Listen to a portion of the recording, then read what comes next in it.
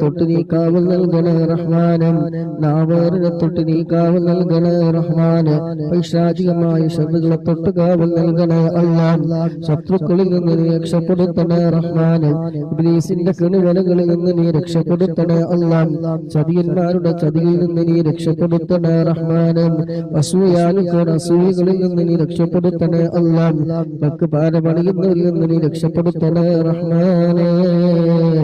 പങ്കെടുക്കുന്ന മുഴുവൻ ആളുകളുടെയും മനസ്സിൽ ഒരുപാട് ഹലാലായ മുറാദുകളുണ്ട്.